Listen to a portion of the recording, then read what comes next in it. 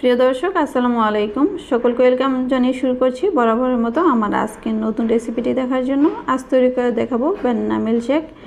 এই ব্যানানা মিল্কশেকটা খুবই হেলদি একটা রেসিপি, আর ছোটো করে সকলে অনেক বেশি পছন্দ করবে। আশা করি ভালো লাগবে আমার আজকের রেসিপি। চলুন তাহলে শুরু করা যাক কীভাবে এই ব্যানানা মিল্কশেকটা তৈরি করে থাকি।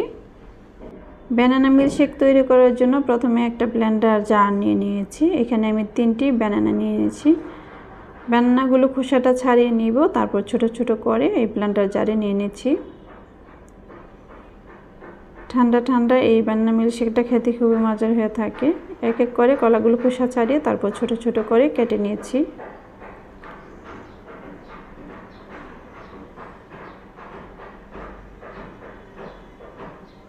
কলাগুলো এভাবে কেটে নেওয়ার পর তারপর এখানে আমি কিছু বাদাম ব্যবহার করছি। এখানে আমি কাঠবাদাম দিয়ে দিয়েছি 10-12টির মতো, আর এখানে আমি খেজুর ব্যবহার করছি।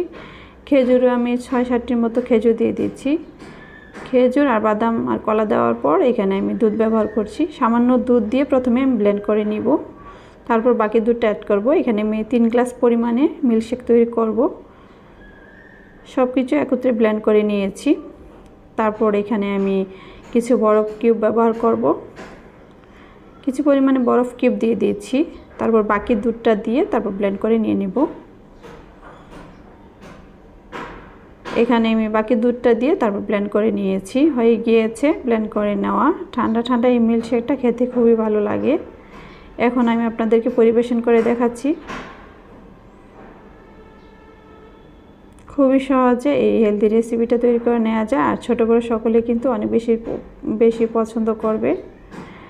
এই যে তৈরি হয়ে গেল খুবই সহজে এই মজাদার মিল্কশেকটা।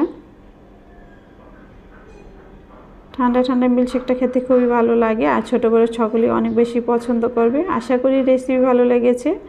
যদি আমার রেসিপিগুলো আপনাদের কাছে ভালো লেগে থাকে তাহলে আমার ভিডিওতে একটা লাইক দিবেন, শেয়ার করবেন, আর সাবস্ক্রাইব করে আমার পাশে থাকবেন।